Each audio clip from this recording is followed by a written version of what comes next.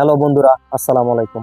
আজকে আমি যে জায়গাটির মধ্যে এসেছি এটি হচ্ছে কালের পরিবর্তনে হারিয়ে যাওয়া এক নগরী। এই নগরটি বহু ব্যস্ততম এবং একটি সমৃদ্ধশালী ব্যবসায়িক ঔপনিবেশিক স্থাপত্য এবং মোগল শিল্পীর মিশেলে তৈরি। 1500 শতকে এই বাংলার প্রথম রাজধানী স্থাপন করেন ঈসা খাঁ। পানামা সিটির পূর্বে মেঘনা এবং পশ্চিমে শীতলক্ষা। নদীতে করে বিলেত থেকে আসতো থান কাপড় এবং এ দেশ থেকে যেত মুসলিম। এই নদীটি একসময় ভিড়ত বহু পালতোলা নৌকা। ওই সময় ইস্ট ইন্ডিয়া কোম্পানি বাণিজ্যিক কার্যক্রম চিরস্থায়ী বন্দোবস্তের ফলে ইউরোপীয় অনুপ্রেরণায় ও ঔপনিবেশিক স্থাপত্য রীতিতে গড়ে ওঠে এই পানামা নগর।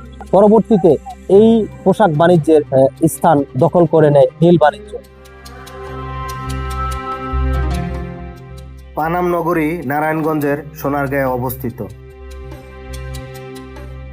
এই পানাম নগরী প্রায় 400 বছরের পুরনো একটি ঐতিহাসিক ও পরিত্যক্ত নগরী।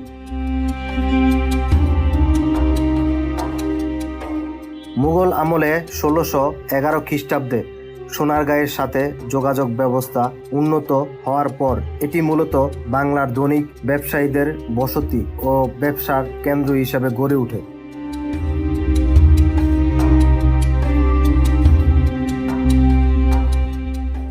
ইউরোপীয় ও মোগল স্থাপত্যের সংমিশ্রণে তৈরি 52টি আভিজাত্যপূর্ণ দালান নিয়ে এটি সোনারগাঁয়ের অন্যতম আকর্ষণ।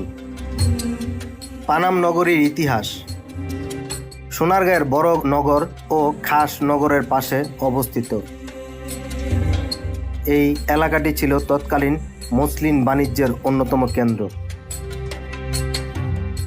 এর প্রতিষ্ঠা ও বিকাশ 1611 খ্রিস্টাব্দে মোগলরা সোনারগাঁ দখলের পর সড়ক ও সেতু নির্মাণের ফলে পানাম একটি প্রধান বাণিজ্যিক কেন্দ্রে পরিণত হয়। 18 শতক থেকে এখানে নীল বাণিজ্য ও অন্যান্য ব্যবসা কেন্দ্র হিসেবে এর প্রসার ঘটে। ঐতিহাসিক পানাম নগরী মূলত 19বিংশ শতাব্দীতে হিন্দু বণিকদের দ্বারা নির্মিত। সারি সারি দালান, ইটের গাঁথুনি, ডালাই লোহার ব্রেকেট, ভেন্টিলেটর এবং কারুকার্যময় জানালার গ্রিল দিয়ে তৈরি।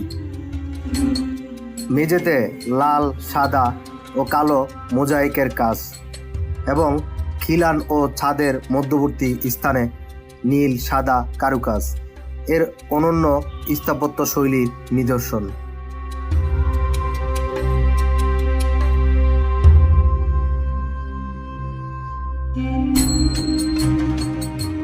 পানাম নগরীর বর্তমান অবস্থা। ওয়ার্ল্ড মনুমেন্ট ফান্ড 2006 সালে পানাম নগরকে বিশ্বের ধ্বংসপ্রায় 100টি ঐতিহাসিক শহরের তালিকায় স্থান দেয়।